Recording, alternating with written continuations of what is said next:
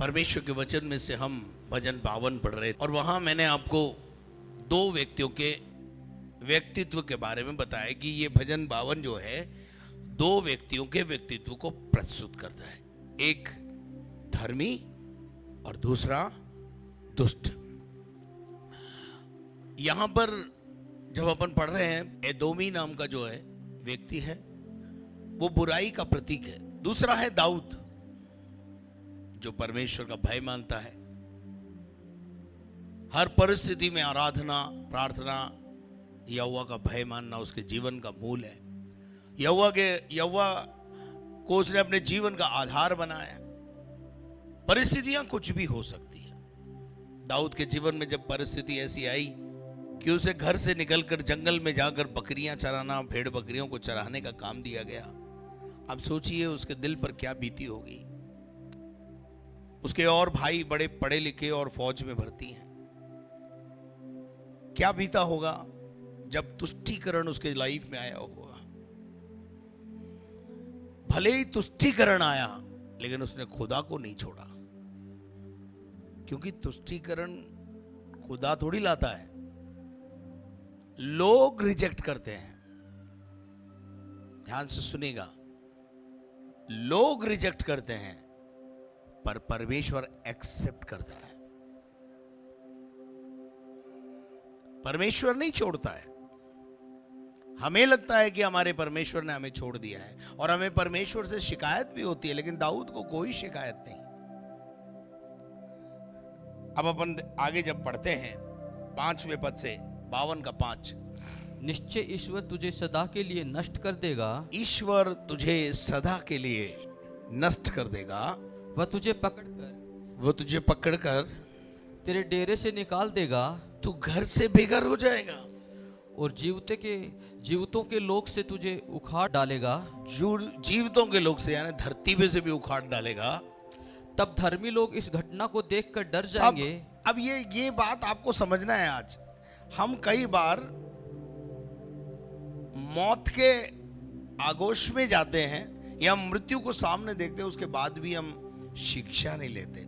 धर्मी लोग हर बात से शिक्षा लेना चाहिए और ये बात वहां से सीख सकते हैं हम कि दुष्टता ने जो उसको दिया, अगर हम भी दुष्टता के रास्ते पे चलेंगे तो यही मिलेगा। ये सीख सकते हैं ना हम।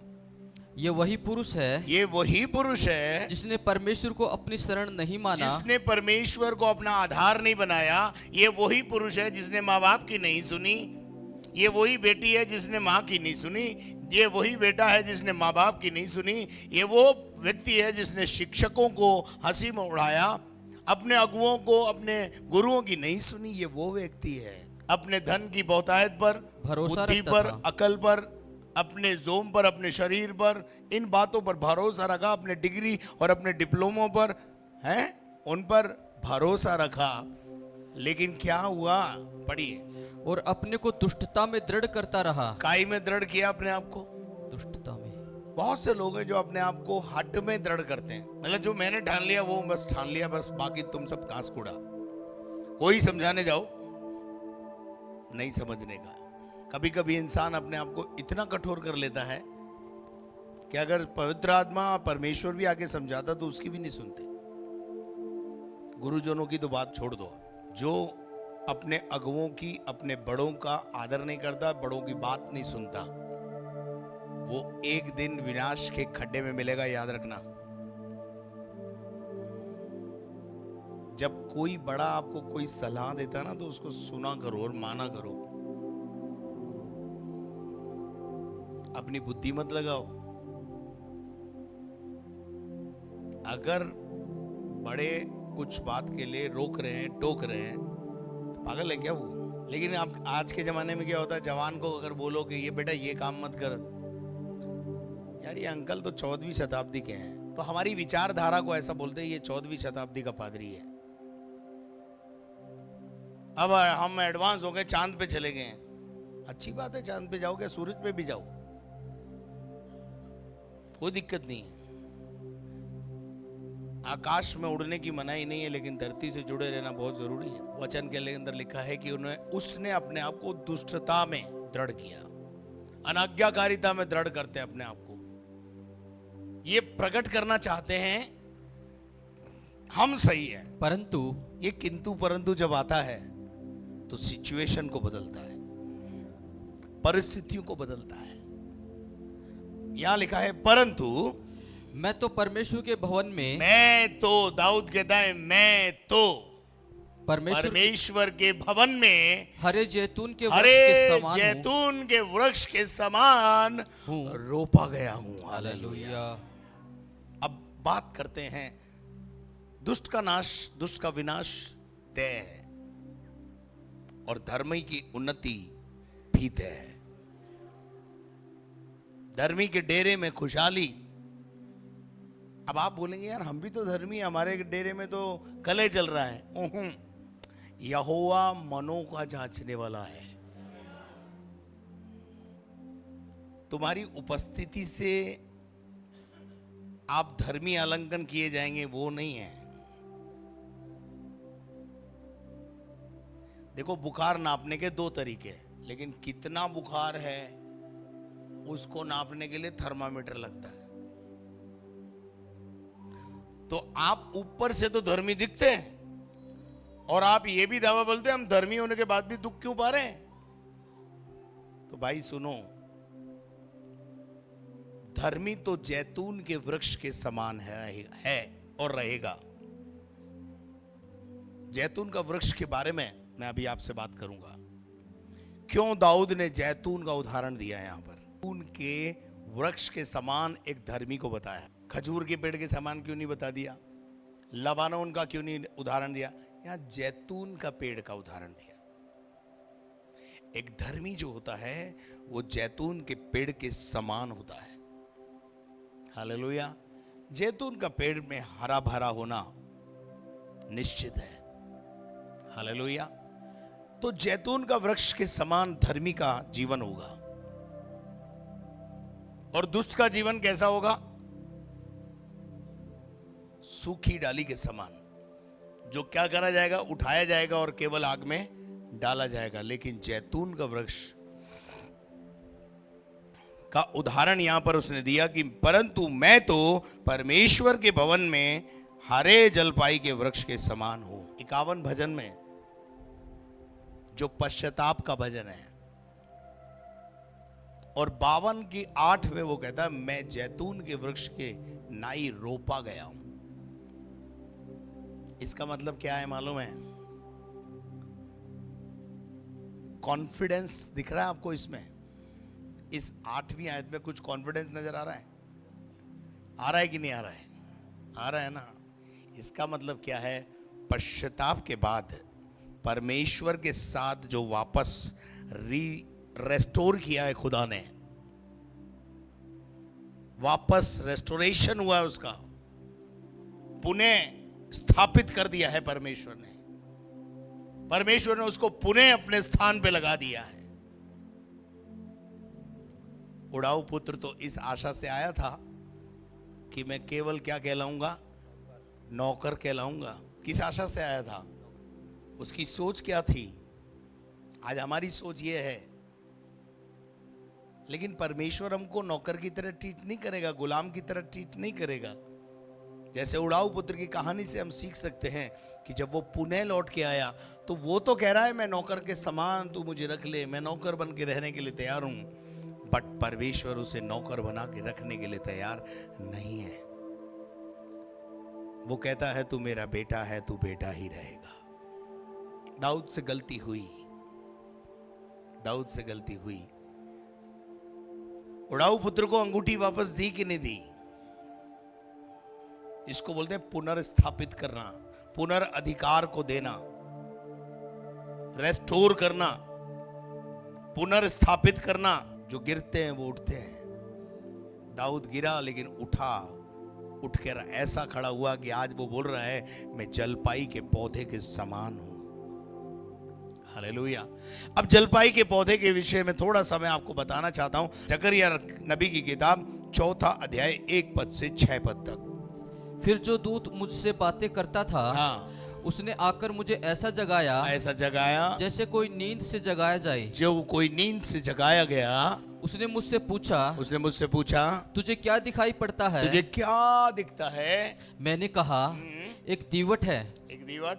जो संपूर्ण सोने की है, आगे और उसका कटोरा उसकी चोटी पर है, आगे। और उस पर इसके 7 दीपक हैं, हाँ।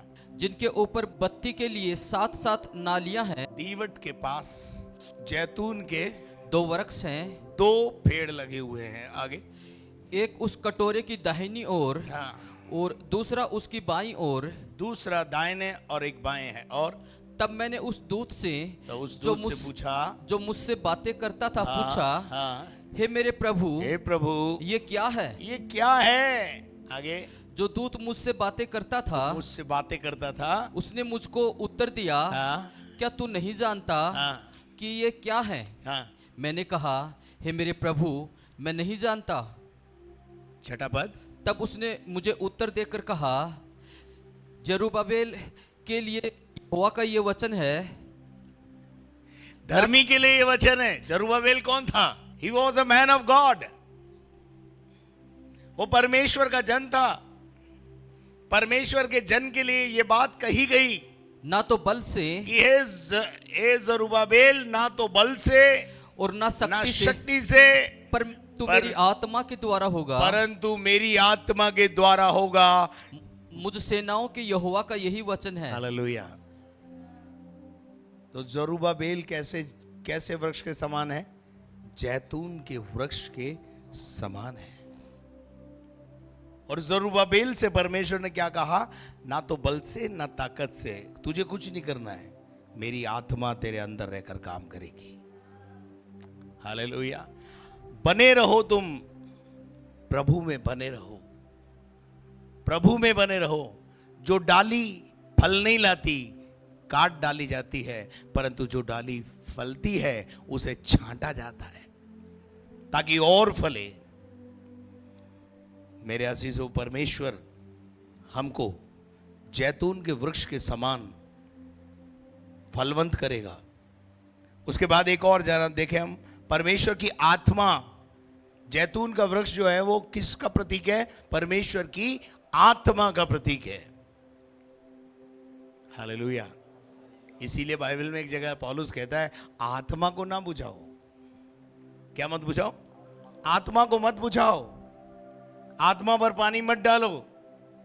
आत्मा के दिए को जलने दो। आत्मा की सुनो। आत्मा में मतवाले हो जाओ। तेरे घर के भीतर तेरी स्त्री फलवंत दाखलता सी होगी। तेरी मेज के चारों ओर और तेरे बालक जलपाई के तेरे पौधे बालक होंगे। जलपाई के पौधे के समान, जैतून के पौधे के समान। जलपाई का मतलब जैतून का पौधा। जैतून का पौधा, जलपाई का पौधा हरा भरा होना दिखाता है। नीरसपन, सूखापन, सुनसान, खालीपन मसीही जीवन में स्थान नहीं रखता। ध्यान रखना, हम लहराने के लिए और हरे भरे रहने के लिए बुलाए गए, रोपे गए। कई बार जो हम स्ट्रगल कर रहे हैं ना अपने जीवन में, उसके लिए खुदा जिम्मेदार नहीं है, सिखाने वाला जिम्मेदार नहीं है। एक क्लास के अंदर 60 बच्चे होते हैं, उनको टीचर बड़ा अच्छे से मेहनत करके पढ़ाता है। उसमें से 60 में से कई जो टीचर की बात को लेते हैं, उसमें से कई आईएएस आरएएस ऑफिसर बन जाते हैं, आईपीएस ऑफिसर बन जाते हैं। लेकिन कुछ ऐसे भी होते हैं जो टल्ला मारते हैं, वो चपड़ासी तक नहीं बन पाते। है कि नहीं? ये बात सही है कि नहीं? वही वचन सुनकर इसी कलीसिया में बहुत से लोग आशीष पा रहे हैं, उन्नति कर रहे हैं, बंधन टूट रहे हैं। पर कुछ ऐसे भी हैं जो तिल बढ़ रहा है ना राई घट रहा है, आ रहे हैं और जा रहे हैं बस। फिर उनके जीवन में एक सवाल है कि उसके जीवन में तो प्रभु ने काम कर दिया, मेरे जीवन में क्यों नहीं कर रहा? तो उसका रीजन आपका समर्पण है। क्या है? आपका अपना समर्पण है। जब पत्नी अपने पति को समर्पित करती है अपने आप को, तब घर परिवार आशीषित होता है। अगर समर्पित ना करे तो कुछ भी नहीं हो सकता। सूखा जीवन रहेगा, नीरस जीवन रहेगा, आशीष के कोई चांस नहीं रहेंगे। समर्पण मसीही जीवन में बहुत जरूरी है। तेरे मेज के चारों ओर तेरे बच्चे जलपाई के पौधों की समान हो गए। फलवंतता दिखाई जा रहा है, फ्लोरिश, समृद्धि, हरा भरा होना। हम सूखे रहने के लिए नहीं बुलाए गए हैं, हम हरे भरे रहने के लिए बुलाए गए हैं। पर अगर कहीं हमारे जीवन में आज की तारीख में भी हम बेजार, सुनसान और अकेलापन और ऐसी चीजों का अनुभव अपने जीवन में कर रहे हैं, तो उसके लिए जिम्मेदार परमेश्वर नहीं है, आपका समर्पण है। आपकी हार के विजय पीछे आपका समर्पण की कमी है। वो कहता तेरी मेज के चारों ओर तेरे बालक जलपाई के पौधे के समान होंगे। सुन, आगे पढ़ना भाई। जो पुरुष यहोवा का भय मानता हो, जो यहोवा का भय मानता है वह ऐसी ही आशीष पाएगा। यहोवा का भय मानता है वो आशीष पाएगा, उसके बच्चे जलपाई के पौधे के समान होंगे, उसके बच्चे हष्टपुष्ट होंगे। रोमियो की पत्री 11 अध्याय 17 से 24। पर यदि कुछ डालियां तोड़ दी गई, यदि डालियां कुछ तोड़ दी गई और तू जंगली जैतून होकर उनमें साटा गया। कौन? जंगली जैतून। अब जैतून भी दो प्रकार के हो गए, एक असली जैतून और हम जंगली जैतून। असली कौन? जो अपने आप को यहूदी मानते हैं। ये रोमियो की पत्री इसलिए लिख रहा है, वो इसको समझना पड़ेगा। कई बातें बड़ी पौलुस की है ना, उनको बहुत समझने की जरूरत होती है। यहाँ दो प्रकार के लोग हैं उन दिनों में, यहूदियों के बीच में जो अपने आप को यीशु मसीह के खानदान के या परमेश्वर के खानदान के लोग मानते हैं, और एक थे अन्य जाति हमारे जैसे जो प्रभु को नहीं जानते थे। तो हमारे लिए इस्तेमाल किया गया है कि जंगली जैतून, और वो हैं असली जैतून। अब हम कौन? यहां लिखा हुआ है जंगली जलपाई होकर उनमें साटा गया, यानी हम कहां थे? जंगली जैतून की उपमा हमारे लिए है, लेकिन हम वहां से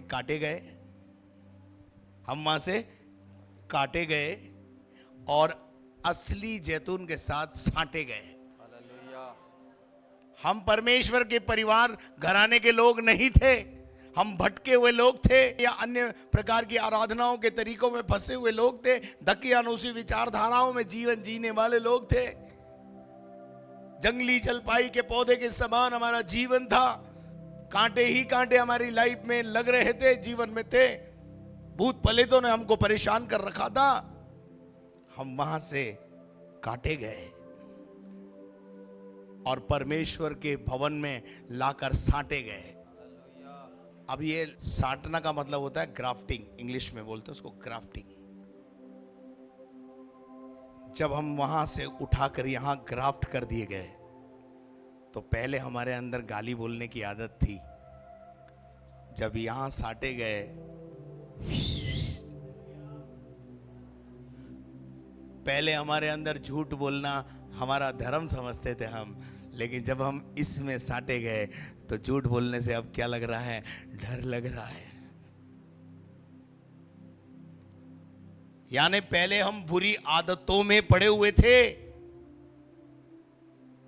एक जंगली जैतून के पेड़ के समान थे, जिसमें केवल ऊंट कटारे और कांटों के सिवा कुछ नहीं था। लेकिन जब हम मसीह में साटे गए, यीशु मसीह जो जलपाई का पौधे का प्रतीक है, उसमें साटे गए, तो हम फलवंत होने लगे। समझना बहुत जरूरी होता है। आपने पढ़ा तो होगा इसको कई बार आपने पढ़ा होगा, लेकिन समझना बहुत जरूरी है। इसलिए समझाने के लिए प्रभु ने यहां हमें रखा है कि हम आपको समझाएं।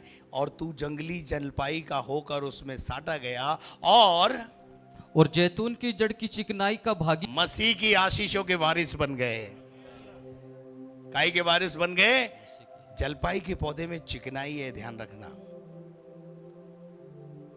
हालेलुया। जलपाई के पौधे में, जलपाई का पौधा होता ना, उसमें से तेल निकलता, तेल। समझ में आ रहा है? जैतून का तेल जिसको बोलते हैं, जो आप घरों में भी इस्तेमाल करते हैं, उसको खाने के काम में भी लेते लोग। इजराइल में तो खाया जाता है वो, और उसको खा के लोग हष्ट पुष्ट रहते हैं। उस पौधे में हम क्या कर दिए गए? साट दिए गए। हम मसीह के घराने के नहीं थे, परंतु मसीह के घराने में ग्राफ्ट कर दिए गए।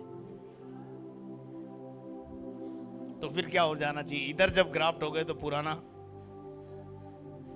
लेकिन जब पुराना पुराना पुराना पुराना निकल के आता है तो इसका मतलब ग्राफ्टिंग में गड़बड़ है। इसका मतलब ग्राफ्टिंग में कहीं गड़बड़ है, इसलिए अपनी ग्राफ्टिंग ठीक करो। आगे क्या लिखा है, पढ़ दो जरा।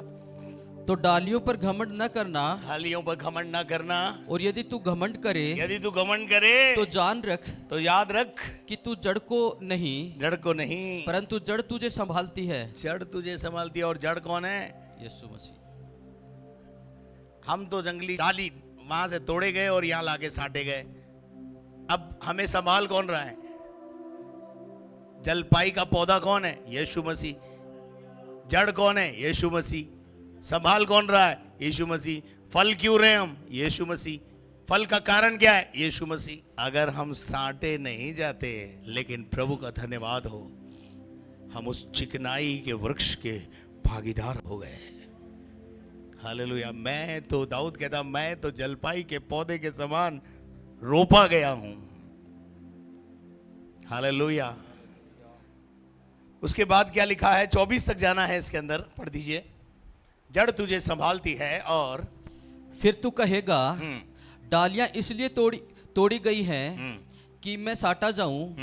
ठीक है, वे तो अविश्वास के कारण तोड़ी गई, परंतु तू विश्वास से बना रहता है, विश्वास में बना रहता है, इसलिए अभिमानी न हो। अभिमान नहीं करना, घमंड नहीं करना। इस बात पर घमंड करना है तो प्रभु में करना। आगे, परंतु भय मान, भय मान। और क्योंकि जब परमेश्वर ने स्वाभाविक डालियां को न छोड़ा, जब परमेश्वर ने स्वाभाविक डालियों को नहीं छोड़ा तो तुझे भी न छोड़ेगा। हेलो। परमेश्वर ने जब स्वर्गदूतों ने पाप किया, छोड़ा। परमेश्वर ने प्रथम आदम और हव्वा ने जब पाप किया, उनको छोड़ा, निकाला ना अदन की वाटिका से, तो आपको छोड़ देगा। उद्धार पाने के बाद भागना मत। सच्चाई की पहचान को प्राप्त करने के बाद कोई बलिदान दुनिया में है नहीं जो तुम्हें बचा ले, क्योंकि एक सर्वश्रेष्ठ बलिदान के पास तुम आ चुके हो। इसके बाद और कोई बलिदान, मानव बलिदान, पवित्र मेमने का मानव का बलिदान हो गया, उसके बाद गाय बैल भेड़ बकरियों का बलिदान क्या करेगा? इसलिए जहां आ गए हो, प्रभु में जुड़े रहो, प्रभु में बने रहो। तो एक दिन आप देखना अपने आप को हरियाली, हरा भरा पाओगे। एक दिन आप में क्या लगने लगेगा? चिकनाई आ जाएगी आप में, आप चिकने हो जाओगे। आप क्या, आपका चेहरा ग्लोरियस हो जाएगा। ग्लोरियस समझते हैं आप? महिमा से भर जाएगा। लोग आपके चेहरे को देखकर बोलेंगे, तेरे जीवन में खुशी का राज क्या है वो बता। हालेलुया। तब आप बोलना, मैं तो जंगली जैतून था, लेकिन अब वहां से काटकर परमेश्वर में साटा गया और अब उसका भागी हो गया हूं। अब मैं, मुझे कौन संभाल रहा है? जड़। असली जैतून के जड़ मुझे संभाल रही है, और वो है यीशु मसीह। हालेलुया। रेवलेशन 11 का 3 और 4। मैं अपने 2 गवाहों को यह अधिकार दूंगा। देखिए, जकरिया जिस बारे में लिख रहा है, 2 गवाहों के बारे में, 2 लोगों के विषय में, कि हाँ। टाट ओढ़े हुए हाँ, 1260 दिन तक भविष्यवाणी करें। और ये वे ही जैतून के 2 पेड़, ये वे ही जैतून के 2 पेड़ हैं, और 2 दीवट हैं, 2 दीवट हैं, जो पृथ्वी के प्रभु के सामने खड़े रहते हैं। आमेन। समझ में आया?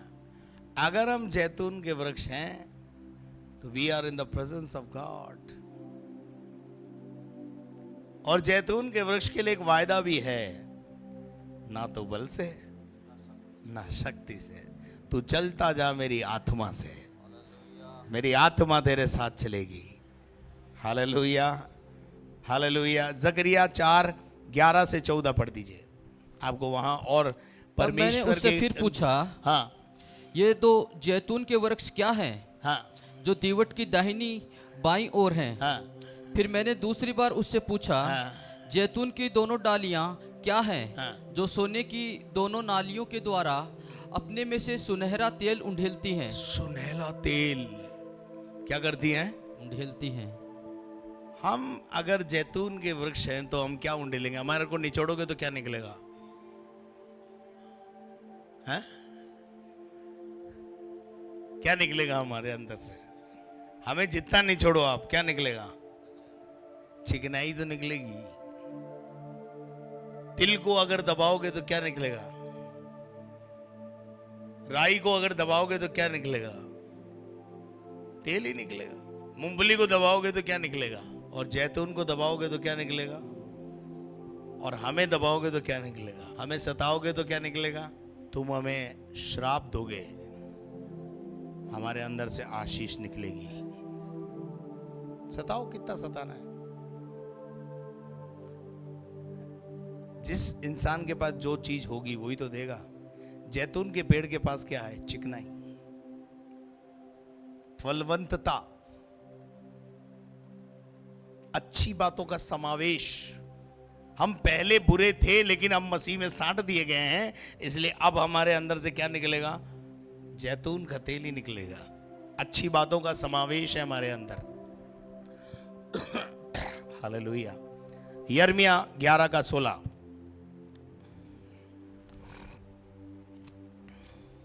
यिर्मयाह 11:16।